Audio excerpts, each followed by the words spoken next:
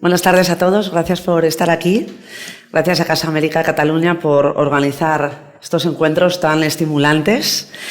Yo estoy encantada porque bueno, no me imaginaba que iba a tener el privilegio de presentar a dos poetas brasileñas tan interesantes.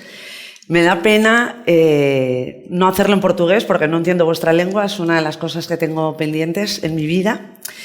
Primero voy a presentarlas porque quizá haya gente en la sala que no sepa quiénes son. Es Ana Elisa Ribeiro, es poeta, cronista y narradora nacida en Belo Horizonte. También escribe y ha publicado libros para niños y jóvenes. Es doctora en estudios lingüísticos, además de profesora e investigadora en el Centro Federal de Educación Tecnológica de Minas Gerais. Minas Gerais. Es curadora y editora, junto a Bruno Brum, de la colección Leve un Libro, que publica y distribuye poesía contemporánea en la capital de Minas Gerais desde 2014. En poesía ha publicado Poesiña, Perversa, Fresta por onde olar, Ansol de Pescar Infernos, Xadrez, perdona mi acento, y Por un triz. Y en crónica, Chicletes, Lambidiña, outras crónicas, y meus segredos con capítulo, álbum y diccionario de imprecisoes. Ha participado en antologías y festivales literarios en Brasil y en otros países como Colombia, Francia y Cuba. Gracias, Ana Elisa, por estar aquí. Y a su lado está Mariana de Matos, que es artista transdisciplinar y poeta. ¿Se me oye, verdad? ¿A mí sí? Ah, vale. De Minas Gerais también. Se graduó en Artes Visuales en la Escola Guiñard e investiga la contribución de la poesía negra a la decolonialidad en su maestría en Teoría de la Literatura. Ejercita la tensión entre versión y verdad, contra narrativas polifónicas y de una sola historia. Indaga en la imaginación y delirio de la modernidad, la subjetividad y poéticas negras. Opera en lenguajes híbridos y sus obras se sitúan sobre todo en la vecindad entre los territorios de la imagen y la palabra. Mariana hace de todo, la verdad, porque leyendo hace trabajos en pintura, costura, interferencias de madera, poesía expandida, arte relacional, instalaciones, intervenciones poéticas urbanas, autoedición, acciones escénicas y fotografía. Madre mía. Fundó el sello de poesía expandida Bendito Oficio y la organización MUNA, Mujeres Negras en las Artes. Actualmente desarrolla el proyecto As Poetas do Pajeú en el interior de Pernambuco. Tiene también poemarios y están traducidos muchos al inglés y al español. Bienvenidas las dos, muchas gracias por estar aquí. A mí me gustaría empezar esta conversación con una cita que me gusta muchísimo de un poeta catalán de Barcelona, Juan Eduardo Cirlot, que decía: poesía es un arte de conocer el mundo, de tocar una piedra, de respirar una temperatura, de soñar de veras con el otro, con los otros mundos. ¿En qué sentido os ayuda la poesía a desentrañar el mundo en que vivimos? ¿Quién quiere empezar? Posso falar pouquinho e gostaria também de falar poema. Assim, eu considero que a poesia é mesmo essa lente, esse modo de ver o mundo mesmo, assim, né? Eu, pelo menos, utilizo ela como essa forma de encarar as coisas, e assim como a Ana estava dizendo anteriormente aqui, acho que é uma forma de observar a dignidade daquilo que é ínfimo, né? Daquilo que às vezes não está na superfície. Então, assim, me auxilia muito a observar isso, a dignidade das raízes, e perceber, na verdade, quão íntegras são as coisas que às vezes a gente não tem tempo de observar. Então, nesse mundo muito corrido também, eu acho que é uma ferramenta, como a Ana também sinalizou, eu entendo como uma ferramenta, um modo de observar as coisas com cuidado, que é esse recurso cada vez mais raro hoje em dia, né? Gostaria de compartilhar.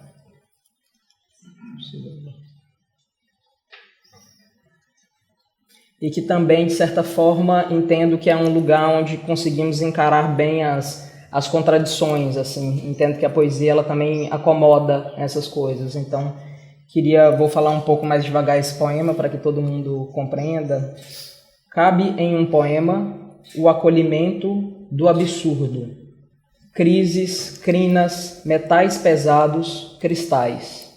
Em um poema cabe a celebração da forte chuva, entender que a água lava e entender que ela inunda. Em um poema, certamente mora a dúvida.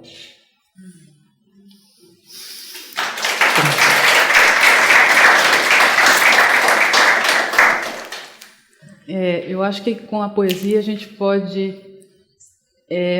falar do mundo em que a gente vive, enfrentar o mundo em que a gente vive e falar do mundo em que a gente não vive. E eu vou ler um poema para a gente pensar nisso. É um poema de um livro que é um dicionário. Sobre isso, inclusive, é um dicionário de imprecisões.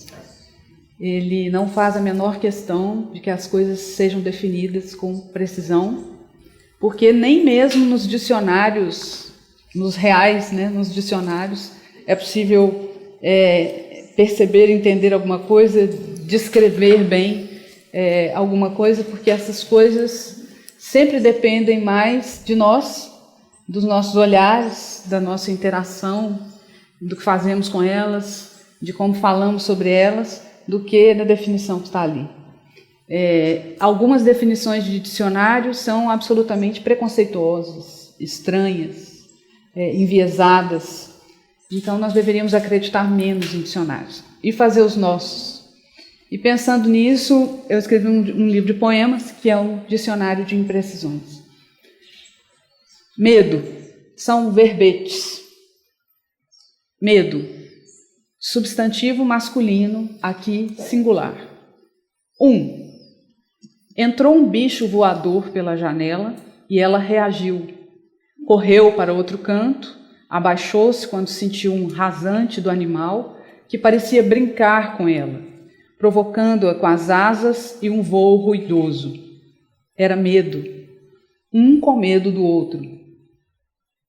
2. Não queria chegar em casa porque encontraria o armário vazio, sem os vestidos e sapatos dela, que o deixara para ir estudar fora do país. Por que uma mulher precisa de projetos grandes? Não se fazem mais namoradas e esposas como antigamente, exclamou para si. O que sentiu foi medo de encarar a solidão da casa, de sua fraqueza vil e de considerar assim uma mulher. 3. Não pulou. Esteve à beira do abismo, toda amarrada por cordas seguras e mosquetões de alta tecnologia, mas recuou. Mesmo com as orientações do especialista, não pulou. Pôs um pé atrás, deu ré em cima da plataforma. Era medo do imponderável. 4. Os corajosos são aqueles que têm medos amigáveis, ou os que se abraçam ao medo antes de pular e soltam-no a ver se flutua. ¡Qué maravilla!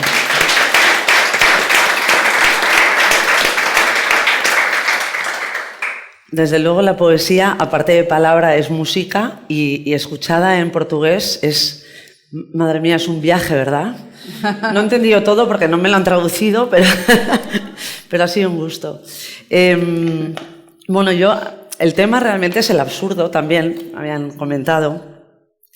Hoy en día, lo primero que pensé, ¿no? Cuando te unen ambas palabras, ¿no? Absurdo y poesía, es en el mundo en el que estamos viviendo ahora, que sí que resulta, o sea, de una absurdez supina, ¿es cada vez más necesario escribir poesía o qué estamos haciendo realmente, no? Porque es que, lo digo porque, curiosamente, yo no sé, me gustaría saber lo que es el panorama que estáis viviendo en Brasil. Aquí en España, en Cataluña, no paran de abrirse librerías.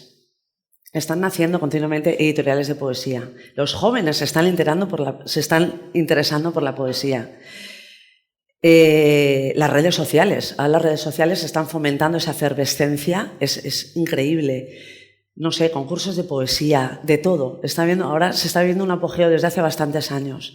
Me gustaría saber a qué atiende esto, si por las circunstancias que estamos viviendo, ¿no? que es como aterrador hacia dónde vamos. ¿La poesía es un buen refugio hoy en día? no Brasil acontece a mesma coisa. Muitas editoras, muitos poetas, em todos os lugares. Eu acho que o que a poesia faz ela responde, ou ela existe quando vai no fluxo e quando está no contrafluxo. Eu acho que a poesia é algo que faz para ir junto e para desfazer. Acho ela fundamental como reação justamente ao que está acontecendo. Em nenhum momento ruim político, e esse é um momento não só ruim, é um momento péssimo no Brasil, a poesia não conseguem calar a poesia, embora tentem de muitas maneiras, às vezes menos explícitas, menos violentas, no sentido físico, mas sufocando projetos culturais, sufocando fomento, financiamento, sufocando instituições. Isso tem acontecido todos os dias no Brasil, mas é muito difícil fazer poetas pararem. Poetas não param nem quando o mercado editorial diz que não precisa deles. O mercado editorial nos diz isso todos os dias, que só o romance é importante. No Brasil isso é muito claro. E, no entanto, nem isso segura os poetas. Os poetas se autoeditam. Os poetas fazem que a poesia ocupe os cenários todos. Aqui nós temos um grupo com poetas que vão publicar mais pela voz, como disse a Nívia Sabino ontem. Eu sou uma poeta muito do papel, né? E muitos poetas são também do digital, e tudo isso junto, nada disso se exclui. E é absolutamente impensável que um dia alguma situação muito péssima consiga fazer que a poesia não ultrapasse, ou seja rebelde, ou seja desobediente, ou seja... eu acho que mesmo quando as coisas estão aparentemente bem, e no Brasil isso é um pouco... Acho que a maioria das pessoas no Brasil não tem memória de um tempo tranquilo. Isso não existe. Então nós estamos certamente acostumados com tempos intranquilos, às vezes menos, às vezes mais.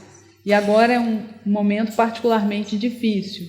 Mas o que nós vemos é uma reação muito forte das pessoas publicando, abrindo espaços à força para conseguirem ficar com dinheiro, sem dinheiro.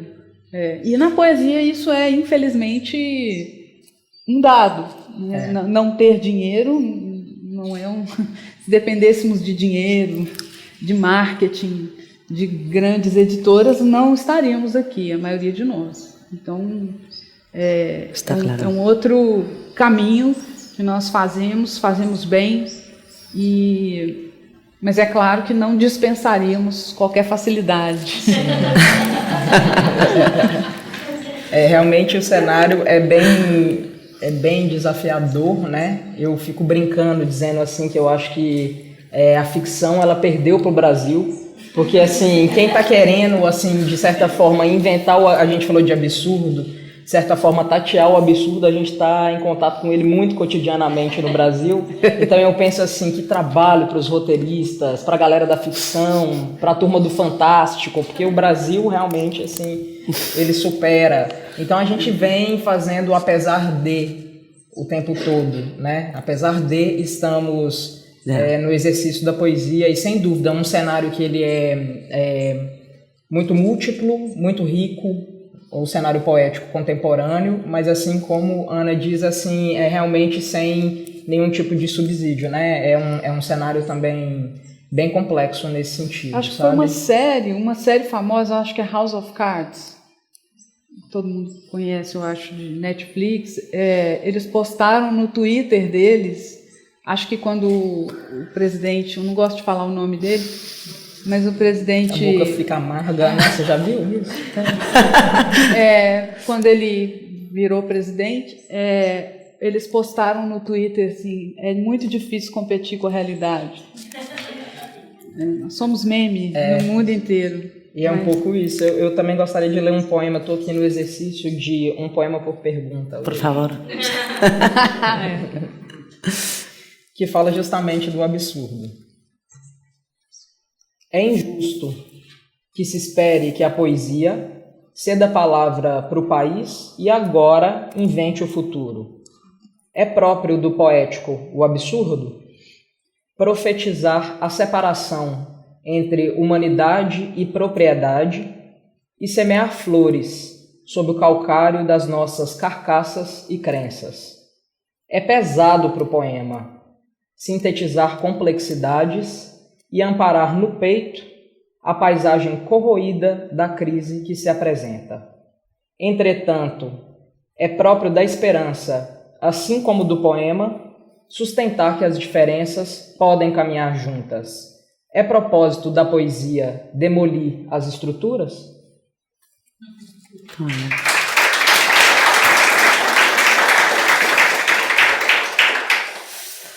Vou ler um absurdo aqui. Por favor.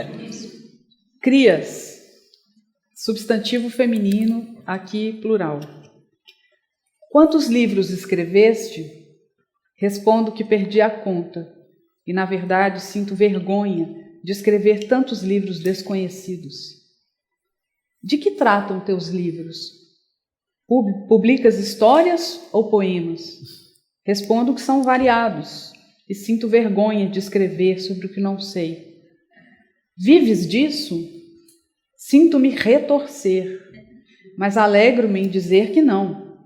Tenho profissão, dessas que todos sabem o que é. Ganhas dinheiro com os livros? Calo uma resposta, ao que eles admitem que os desconhecem, e revelo um riso entre dentes e passo a falar sobre como é difícil criar filhos.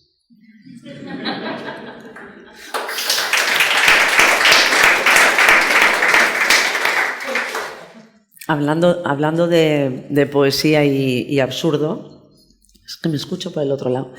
Me acabo de acordar de una anécdota, no sé si lo voy a saber contar bien, pero es que me hizo muchísima gracia. De Lorca y Alberti les invitaron a dar un recital, en el año 30 y algo, en un pueblecito muy pequeño, tenían que llegar en tren y habían quedado que les iban a buscar a la estación de tren. Y llegaron, hacía un frío feroz, están ahí los dos, de repente ni un alma y ahí nadie iba a buscarlos. Con lo cual de churros sabían dónde tenían que ir a leerles poesía. Y entonces llamaron ya de noche y contaban eso, que hacía muchísimo frío, llegaron de noche y llamaron a la puerta. Y entonces cuando les abren, ¿quiénes son ustedes? ¿Quiénes son ustedes? Llegaban como con el abrigo medio cubiertos y dijeron, somos de la poesía, no, somos de la poesía secreta. Entonces, me encantó, ¿no? Porque además era justo antes de la guerra civil y está todo el mundo como muy miedoso y somos de la poesía secreta, me encanta, no sé, bueno, ya, me acabo de acordar escuchándoos. Bueno, es que seguiría hablando un poco también de todo lo del panorama en el que estamos, pero yo soy muy charlatana, entonces me quiero obligar a hacer las preguntas que me había planteado. Veo, o sea, me siento muy cercana a ambas, a vuestras trayectorias, porque, claro, con Ana comparto mi cercanía editorial, ¿no? Y luego con Mariana todo el coqueteo con las artes visuales, ¿no?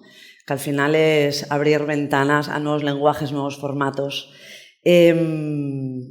No solo... Os voy a leer un poco la introducción, no solo los poetas escriben y coquetean con otras disciplinas desde hace tiempo, sino que artistas de diferentes ámbitos colaboran para crear lenguajes nuevos. O sea, creo que estamos presenciando ahora mismo un deseo de experimentación inagotable, la imaginación sin límites, ¿no? Todo vale, y además ahora también con el arte digital.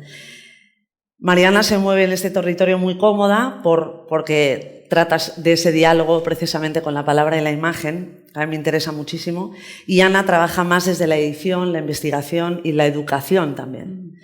Me gustaría que me contarais un poquito cada una, pues en lo que estáis metidas, un pequeño resumen porque si no estaríamos aquí hasta las 9, pero me interesa que cada una cuente pues, sus focos de atención y proyectos en los que estéis metidas ahora. Posso. Eu tive uma trajetória formativa que primeiro foi mesmo pelas artes visuais, embora eu já trabalhasse com a palavra há algum tempo, há mais tempo. Então, assim, eu fico até brincando, dizendo a poesia ela é a senhora da minha vida e espero que as outras linguagens não se sintam ofendidas por isso, porque ela é quem eu convoco para elaborar o mundo primeiro. Mas eu digo também que ela é muito generosa, essa senhora. Então, assim, ela não é muito vaidosa. Às vezes eu penso a partir da poesia e ela fala, vai ser instalação, eu preciso de ganhar espaço. Ela diz, vai ser uma bandeira, eu preciso que as pessoas vejam isso de uma outra forma. Então, assim, num certo momento formativo, e eu acho que, assim, pelo menos dentro do nosso contexto, assim, no Brasil, a gente é levado a crer que existe algum tipo de problema em ser de duas áreas diferentes. Isso gera algum ruído interno, assim, no fazer artístico. Depois a gente entende a integridade dessas coisas e que, na realidade, não existe muita separação entre as disciplinas artísticas. Muitas vezes a gente se encanta com uma visualidade e escreve um poema. Ou seja, esse trânsito entre palavra e imagem ele é muito mais comum do que nós somos levados a crer, né? Então, assim, hoje, só para falar um pouco do que eu tenho feito, hoje eu estou com uma exposição individual que se chama Mais Valor que Valia, e que, na realidade, é uma forma de pensar essa construção de valor que nós estamos fruindo hoje em sociedade, atravessados pelo capitalismo. Assim como, na realidade, a gente foi levado a se distanciar muito de coisas que são muito valorosas, sobretudo se pensar nos recursos naturais, na natureza, nos recursos sensíveis, como a atenção e o cuidado, cada vez mais em falta no mundo de hoje, e como a gente sobrevaloriza coisas que, enfim, como materialidades, achando que isso tem mais valor do que de fato tem. Então é uma exposição que traz alguns ditos populares brasileiros, que também é pela ótica da poesia, para a gente poder repensar esses valores. Com os outros poetas eu estava até comentando essa semana, dizendo assim, que tem uma frase muito popular no Brasil, que eu creio que também seja conhecida aqui, que é: mais vale um pássaro na mão do que dois voando. Esse é o início da minha exposição. E aí basta repetir a frase: mais vale um pássaro na mão do que dois voando. Quem pensou isso? Por que parece uma boa ideia? E por que passar isso para frente? Sabe? Então, assim, eu tenho trabalhado muito com essas questões, assim, com esse trânsito entre palavra e sensações e visualidades e formas diversas de causar, na verdade, a minha intenção como artista é de comover, de gerar um deslocamento de sentidos, assim. Yo creo que es nuestra manía a poner etiquetas continuamente. Es como que cuesta, ¿no? Pensar que estás picoteando un poco en todas partes en lugar de centrarte en algo. No solo ya a nivel artístico, sino también a nivel profesional. A mí me pasaba cuando, o sea, yo siento que mi experiencia es bicéfala, ¿no? Digo, no, soy editora, pero también soy gestora cultural, pero también soy artista. Entonces era como, no sirves. En un montón de trabajos que me podían interesar, que yo creía que cuadraba, no me querían porque, no, es que no solo eres esto. Es como, pero soy mucho más rica, mucho mejor sumar que no quedarte solo en una parcela. Y a nivel artístico sí que ocurre también a nivel artístico, es increíble. Que, no, este es fotógrafo, no. Ahora empezamos por fin a presenciar que realmente hay muchísima gente con una sed de creación portentosa y que se siente cómoda tocando muchísimas disciplinas. Sí. No meu caso, academicamente, eu tenho uma trajetória bastante linear.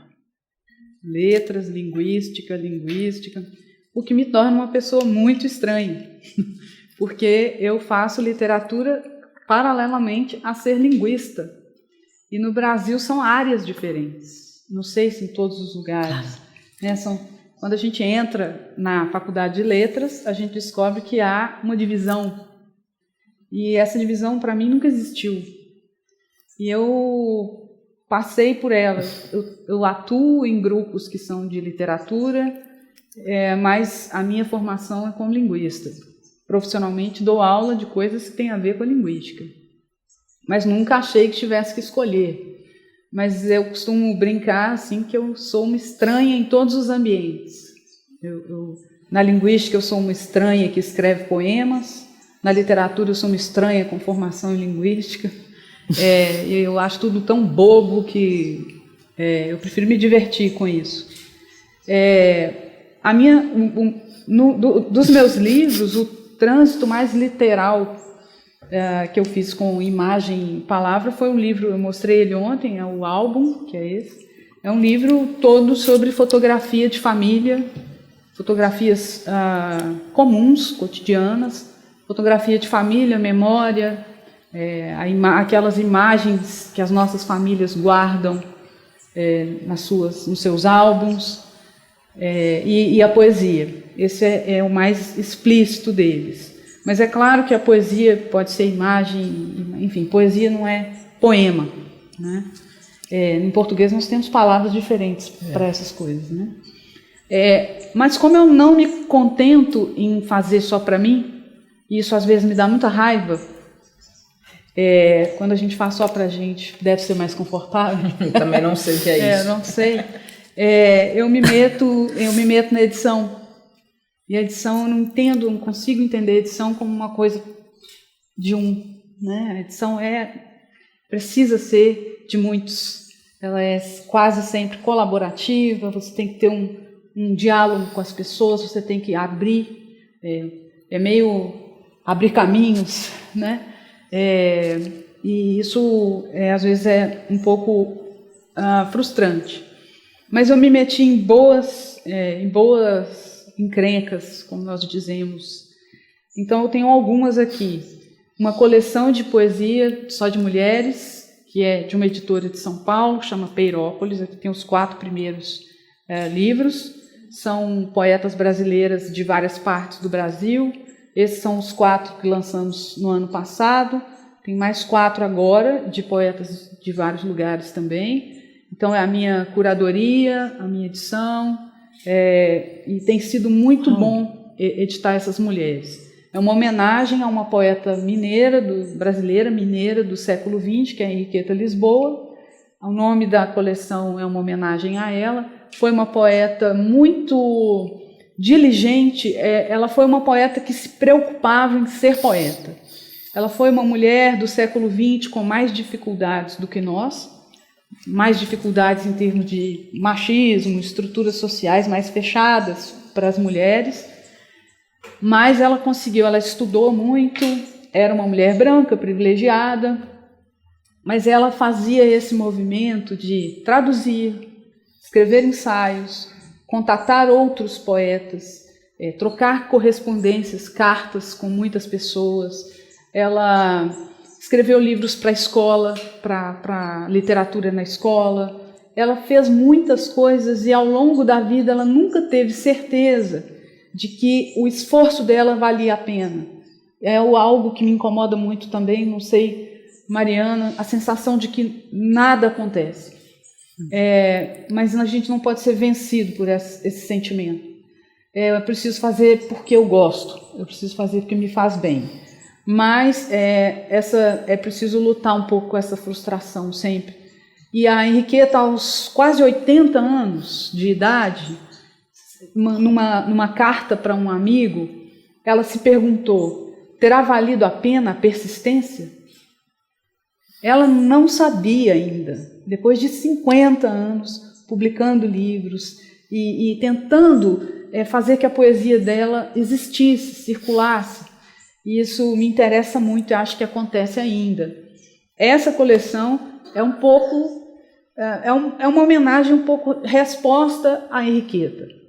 Então essas pessoas aqui, dessa poeta, que é a primeira, Líria Porto, é uma mulher que tem perto dos 80 anos de idade. Para essa, que é a segunda, tem 50 anos de diferença. Uma mulher de 80 anos e uma menina de 20 anos. É alguma coisa assim, a diferença entre as duas. As duas são contemporâneas, as duas estão vivas, as duas produzem boa poesia brasileira. Outra coisa é isso, que é a parte acadêmica. Tem uma colega parceira ali, Renata, ali tá. Faz assim, Renata. Nós somos pesquisadoras, nós também estamos interessadas em estudar, entender esse mercado, essa dinâmica do livro, da leitura, da produção editorial. Nossa atividade acadêmica é toda dedicada a isso. Nós atuamos numa instituição acadêmica que trabalha com isso em Minas Gerais. Lá nós somos referência no que fazemos. E esse é um livro derivado de um grupo de pesquisa chamado Mulheres na Edição, Mujeres en la Edición, que tem mais de 200 pessoas cadastradas, integrantes de várias partes do mundo, principalmente hispânicos, e nós temos encontros mensais para discutir edição e gênero. Esse é um livro lançado no ano passado. Ele se chama Prezada Editora, alguma coisa assim, Estimada Editora, Mujeres en el Mercado Editorial Brasileño. Em breve ele vai ter... É uma coleção que eu coordeno, uma coleção chamada Pensar Edição, que tem já 6 ou 7 volumes, algumas traduções. Traduzimos um pesquisador argentino muito importante para nós, José Luis de Diego, que é um estudioso do mercado editorial latino-americano, enfim, muito hispânico, mas que nos interessa. Uma socióloga francesa chamada Gisèle Sapiro, traduzimos também. Então, estamos em diálogo com todas as pessoas em vários lugares, sem fronteiras, para estudar, e nesse caso estudamos 9 mulheres editoras no Brasil do século XX, XXI. Porque no início do século XX, no Brasil, era muito mais difícil ser editora. Editor era uma tarefa para homens. E nós sempre nos perguntamos pelas mulheres na literatura, mas antes, as mulheres também precisam estar na direção, na publicação dos livros. Sem o editor, falta uma parte.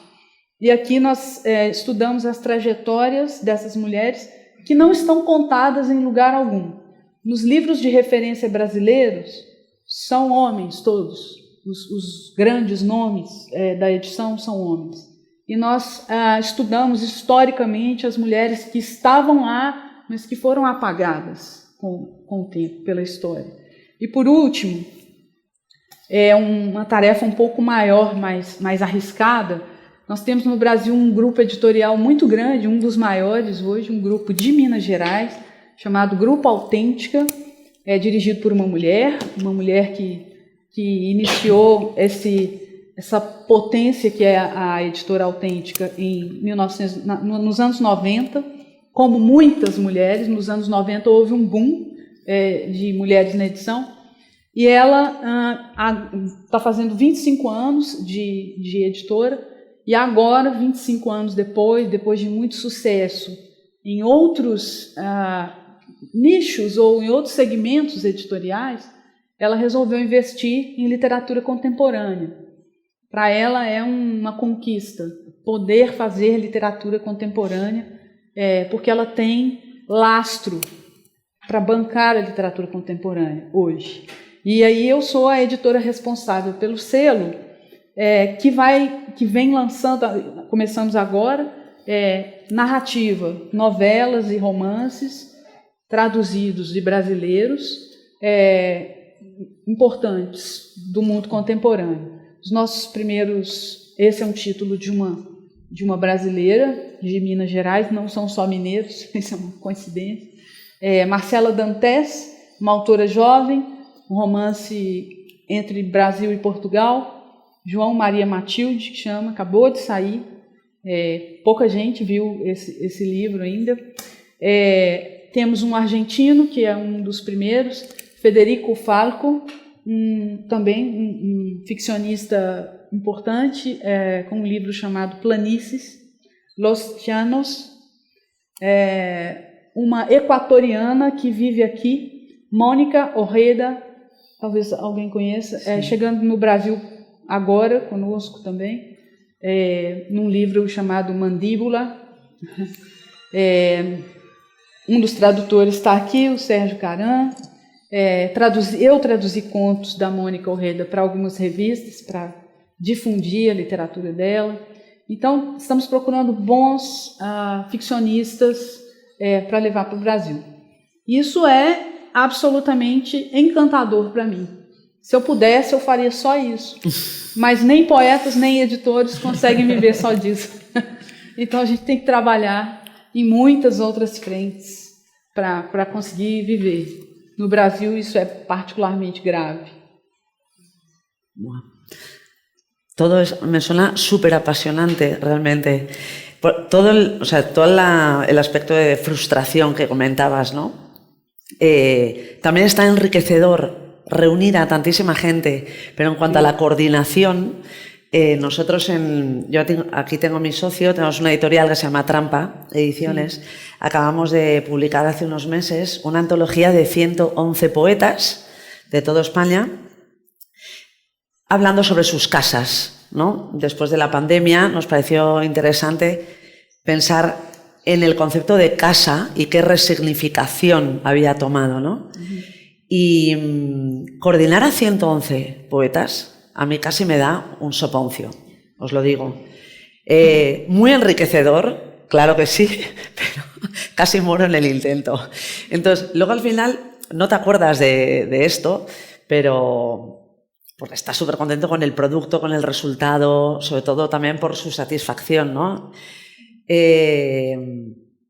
Y sí que es verdad que creo que tanto los poetas como los editores somos un poco kamikazes, en el sentido en el que nos metemos en unos líos que menos mal que luego nos dan la felicidad absoluta.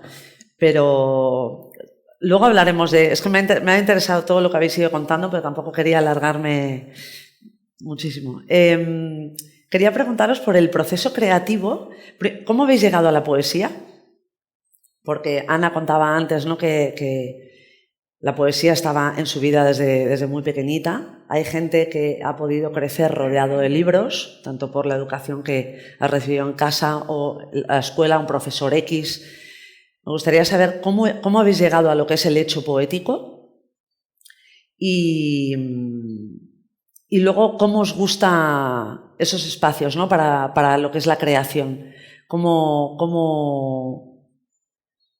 os concentráis hoy en día con todo ese quehacer que estáis compartiendo con nosotros? ¿Cuál es vuestro territorio, ¿no?, de introspección para la creación? Sim.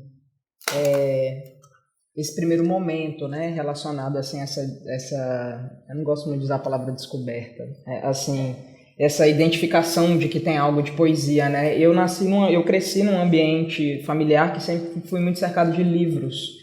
E muitos livros de poesia. Meu pai gosta muito de poesia, então lá em casa tinha muitos poetas brasileiros e poetas também estrangeiros, e particularmente um livro que eu fiquei muito fascinada com ele, chama A Ópera do Poeta e do Bárbaro, que foi um livro publicado na década de 70, e meu pai, na hora que viu que eu estava interessada por esse livro particularmente, eu lembro dele pensar,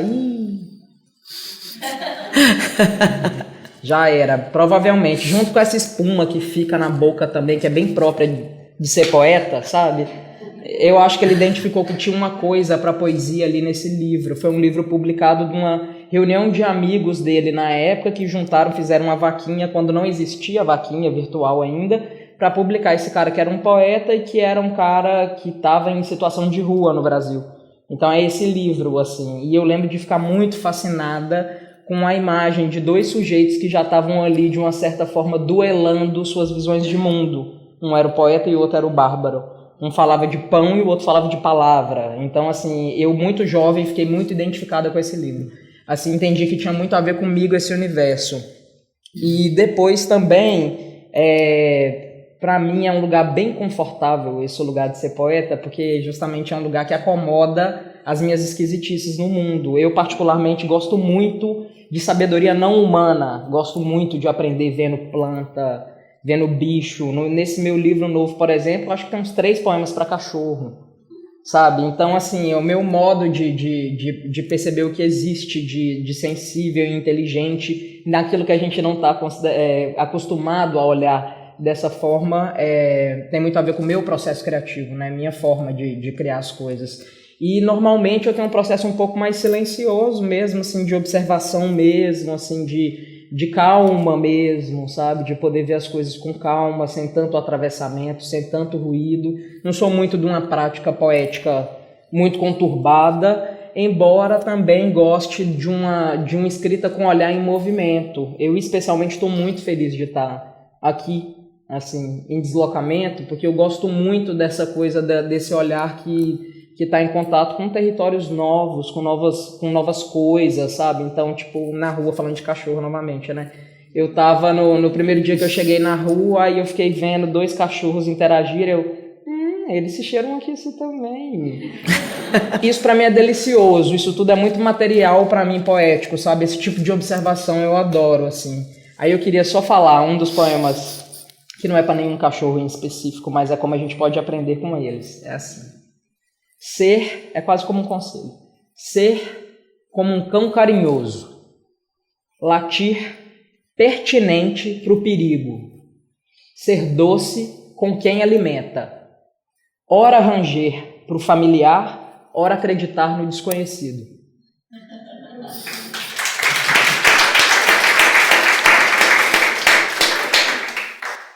Bom, eu acho que eu vou resumir assim. Eu não tive uma casa cheia de livros, na minha casa não tinha nada de literatura, então é um pouco misterioso. Não tenho pais leitores de literatura, são leitores de jornais, de outras coisas. Na escola, eu aprendi literatura principalmente quando a professora saltava as páginas. Então ela mandava não ler. Eu ia lá ler. E normalmente era poesia. E eu achava muito legal que não era para ler. E eu aprendi muita poesia fazendo isso. E aí eu descobria coisas que eram uma identificação, como a Mariana falou. Eu tinha muita vontade de escrever desde muito jovem. E aí eu lia e aquilo servia para mim como: isso pode? É assim? Isso que essa pessoa, geralmente um cara, um homem, não aprendi de nenhuma poeta na escola, isso que esse cara fez, eu posso fazer também? Eu tinha a sensação de que eu consigo fazer algo assim, mas é muito difícil que alguém identifique você, né? A escola normalmente não acredita nas pessoas, nem nos alunos, é alguma coisa muito... nenhum professor achava que eu poderia ser escritora. Você precisa achar que você pode e eu fui. E aí um outro passo, eu quis publicar. Não bastava escrever na última página do caderno. Eu precisava que aquilo circulasse, fosse para algum lugar, alguém lesse. Precisava encontrar interlocutores. Era muito difícil encontrar interlocutores. As pessoas muito próximas não queriam falar de poesia. Então eu fiz isso e consegui encontrar interlocutores, consegui publicar, encontrar editores, encontrar outras pessoas que também escreviam poesia, mas isso foi tardio. Eu era adulta quando eu encontrei as pessoas. E uma busca bastante solitária. Até aí. Depois eu deixei de ser solitária com isso, porque as pessoas se encontram e fazem laços. E o meu processo de escrever, eu escrevo muito, escrevo todos os dias, muitas coisas. Eu não escrevo só poesia. Eu gosto de dizer que eu gosto de escrever. Ponto. Eu escrevo com muito prazer os meus textos acadêmicos, um artigo, a minha tese, eu adoro. Eu gostaria de só escrever. E a poesia é uma dessas coisas. Às vezes eu tenho colunas fixas em certos jornais e blogs, e eu gosto de escrever tudo isso. As coisas que têm prazo, as coisas que são acadêmicas, as coisas que não são. Eu gosto da língua, da escrita. E a poesia se encaixa, no caso da poesia, uma coisa mais livre. É quando ela quer, e não quando eu quero. E aí, às vezes, normalmente ela me vem pelas próprias palavras. Por exemplo, eu não consigo escrever poemas sobre grandes acontecimentos. Provavelmente a guerra da Ucrânia não vai gerar um poema para mim.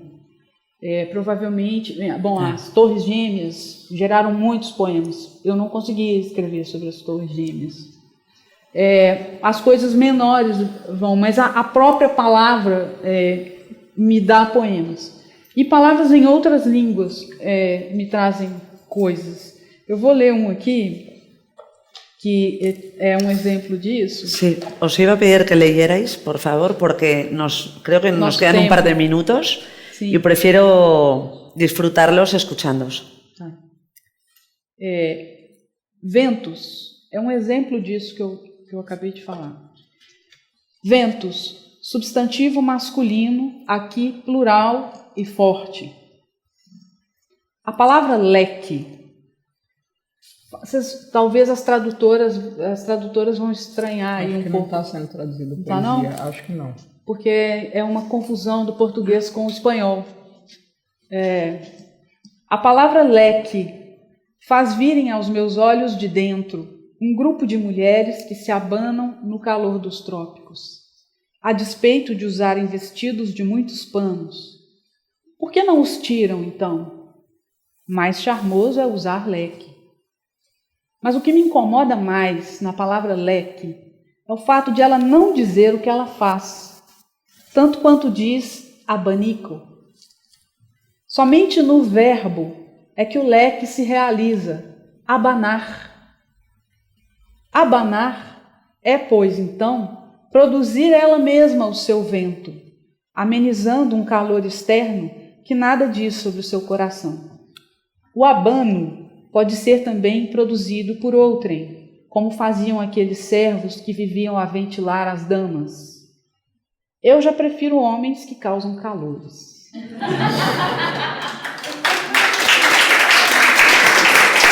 Mariana, ¿quieres leer?